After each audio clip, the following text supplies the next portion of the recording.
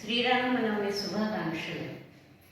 ఈరోజు మీకు శ్రీరామనవమి సందర్భంగా కొన్ని ముఖ్యమైన విషయాలు చెప్పబోతున్నాను. మొట్టమొదటి ఈరోజు శ్రీరాముడి జన్మం, శ్రీరాముడి కళ్యాణం, శ్రీరాముడి పట్టాభిషేకం మూడు కూడా ఈరోజే. అయితే ప్రతి సంవత్సరం మనం కళ్యాణం చేయడం, సామూహికంగా జరుపుకోవడం ఎందుకు? అలాగే శుభలేఖల్లో జానక్య అన్న శ్లోకంతో తలంబ్రాల పద్యం మొదలవుతుంది శ్లోకంతో. అంతేకాదు, ఎవరైనా దీవించేటప్పుడు సీతారాముల సుఖ సంతోషాలతో ఉండండి అంటాం. ఎందుకు సీతారాములని అన్నాము? రుక్మిణీ కృష్ణుడు అని ఎందుకు లేదు, లేదా రాధాకృష్ణుడు అని ఎందుకు అన్నాము అంటే, శ్రీకృష్ణుడు అవతార లక్ష్యం ఏంటంటే అంత మహిమలతో ఉంటుంది. సంపూర్ణ పురుషుడు, అన్ని మహిమలే ఉంటాయి ఆయనది. అది ఆచరణీయం కాదు. కృష్ణుడు చేశాడు కదా అని మనం చేయలేము. కానీ వాల్మీకి అడిగిన ప్రశ్న ప్రకారం రాముడు మానవావతారం. నెక్స్ట్ ప్రతిదీ కూడా మనుషులు ఆచరించదగ్గ పనులు మాత్రమే రాముడు చేశాడు. అంటే రాముడు చేసిన పనులు మనం చేయలేమంటే చేయగలం, అన్నీ రాముడు చేసినట్టుగా చేయొచ్చు. అందుకే ఆయన ఆదర్శప్రాయుడు. మొదట. రెండో పాయింట్ ఏంటంటే, అసలు సీతారాములు ఎక్కడా సంతోషంగా లేరు. 16 ఏళ్ళు వచ్చేదాకా బాగున్నారేమో, తర్వాత ఏమో విశ్వామిత్రుడు వచ్చి తండ్రి దగ్గర నుంచి తీసుకెళ్ళిపోయాడు, కళ్యాణం అయింది, సంతోషంగా ఉన్నారు అనుకుంటే, దాని తర్వాత ఏమో వనవాసంలో మళ్ళీ రావణాసురుడు ఎత్తుకుపోవడం, తర్వాత అగ్ని పరీక్ష.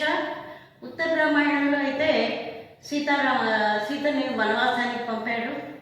అవన్నీ అయిపోయిన తర్వాత సీతాదేవి భూమిలో అయిపోయింది. ఇలాంటప్పుడు ఇలాంటి వాళ్ళని వివాహానికి ఆదర్శంగా ఎందుకు తీసుకుంటారు? ఎందుకంటే మానవ జీవితం పూలబాటు కాదు. పుట్టినప్పటి నుంచి చివరి క్షణం వరకు మనం సుఖంగా ఉంటామని కాదు. సుఖము, సంతోషము రాత్రి పగల్లా వస్తూ వెళుతూ ఉంటాయి. అలాంటప్పుడు సుఖ సంతోషాలు రెండు ఒకదాని తర్వాత ఒకటి వస్తూ ఉంటాయి. అలాంటప్పుడు భార్యాభర్తలు ఎలా ఉండాలి అంటే, సంతోషంగా ఉన్నప్పుడు బాగుండి, సుఖంగా ఉండి, సంపదలు అన్నీ ఉన్నప్పుడు బాగుండి, బాగాలేనప్పుడు విడిపోవడం. ఇది ఇలా ఉండొచ్చా? ఉండకూడదు.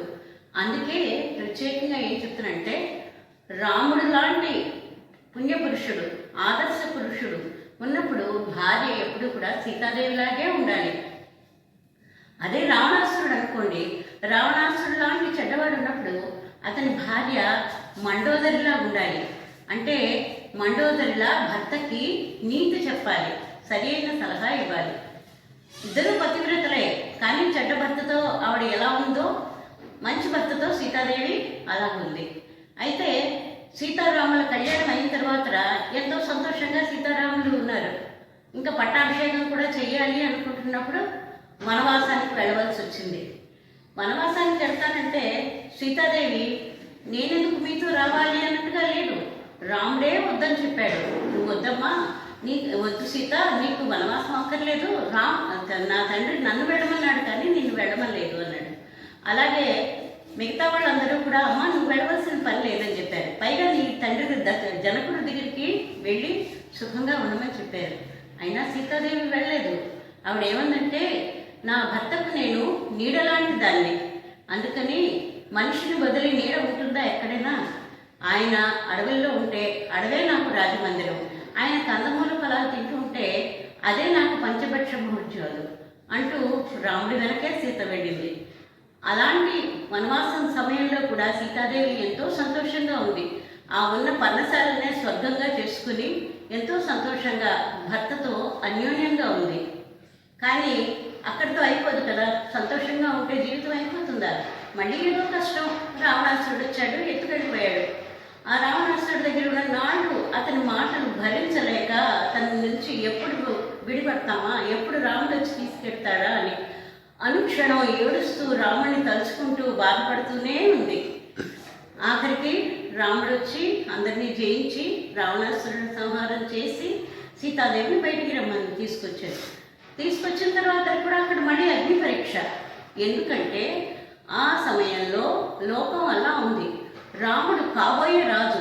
ఓ రకంగా చూస్తే ఆల్మోస్ట్ రాజు అయిపోయినట్టే. ఎందుకంటే పాదుకా పట్టాభిషేకం జరిగిపోయింది.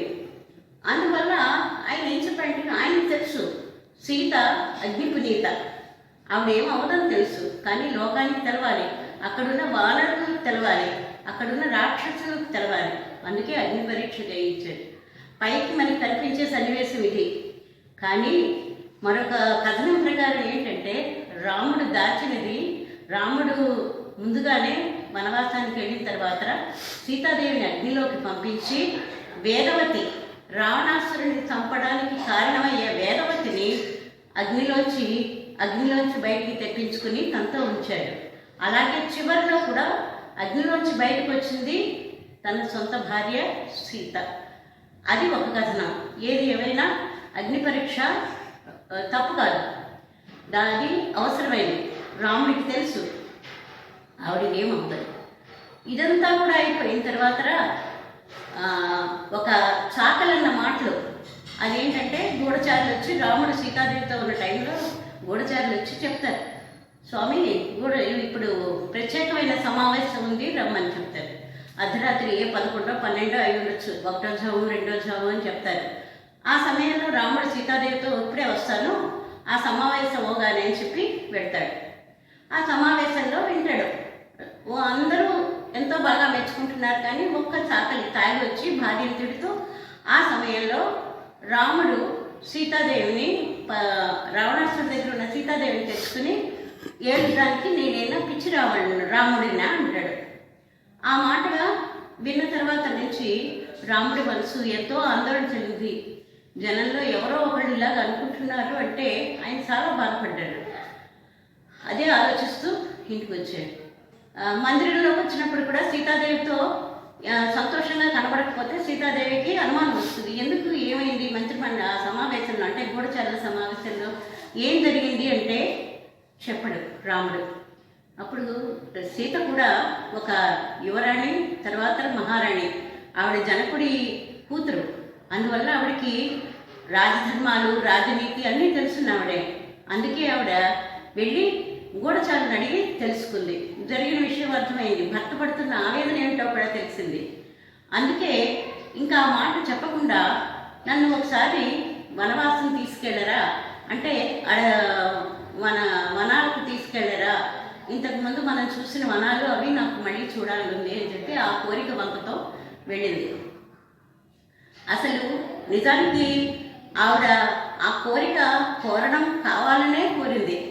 అలా అని ఆ వంకన వెళ్ళింది. బయట జనానికి మాత్రం రాముడు సీతాదేవిని ఏమీ చెప్పకుండా పంపించేశాడు. పంపించిన తర్వాత ఆవిడ వెళ్ళి చాలా బాధపడింది. అడవుల్లో ఎన్నో వాల్మీకి ఆశ్రమానికి వెళ్ళింది. అనుక్షణం ఏడుస్తుంది. రాముడిని ఎంతోమంది ఈ విషయంలో చాలా రకాలుగా విమర్శించారు. కానీ రాముడు ఏం చేశాడంటే, సీతాదేవిని పంపించిన తర్వాత అసలు రాముడు ఎందుకు ఇలా చేయాలి? రాముడు రాజు. ఈ పాయింట్ మీకు అర్థం అవ్వాలంటే ఒక మాట చెప్తాను. సపోజ్ నేనే టీచర్ని, ఆ రోజు ముఖ్యమైన సమావేశం లేదా ఒక ఇన్స్పెక్షన్ ఉంది, చాలా కీలకమైన విషయం స్కూల్లో. అదే సమయంలో నా కొడుకు కానీ కూతురుకు కానీ ఎవరికైనా ఒంట్లో బాగుండకపోతే నేను ఆ ఒక్క పెట్టి నేను ఉండిపోకూడదు. మామూలు సమయాల్లో అయితే నేను ఉండొచ్చు లీవ్ తీసుకుని, కానీ అదే చాలా ముఖ్యమైనది అనుకోండి, అప్పుడు కంపల్సరీగా నేను ఆ స్కూల్కి వెళ్ళవలసి వస్తుంది. వేరే వాళ్ళకి ఆ బాధ్యతలు ఏవో చెప్పి వెళ్ళాలి. ఎందుకంటే తల్లిగా కన్నా టీచర్గా ఉన్న రెస్పాన్సిబిలిటీ ఇలాంటప్పుడు ఎక్కువగా ఉంటుంది. అందువల్ల టీచర్గా న్యాయం చేయాలి, కానీ నా సొంత కోరికల కోసం, నా సొంత విషయాల కోసం నేను అది వదిలేయకూడదు. అలాగే ఇక్కడ కూడా రాముడు, తనకి సీత అంటే ఇష్టం, వాళ్ళిద్దరు ఎంత అన్యోన్యంగా ఉంటారో అని తనకు తెలుసు. కానీ ఇది రాజధర్మం, రాజుగా తను వదలవలసిన పరిస్థితి కాబట్టి వదిలేడు. ఆ తర్వాత సీతాదేవికి 2 పిల్లలు పుట్టిన తర్వాత కూడా ఆమె రాముని ఎక్కడ ద్వేషించినట్టు ఉండదు.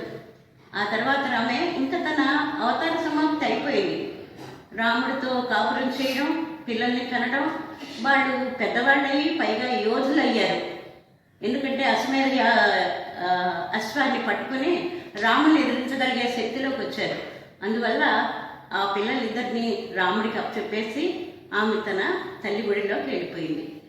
అందుకే మనం ఆదర్శవంతమైన సీతారాముల్లా ఉండాలి.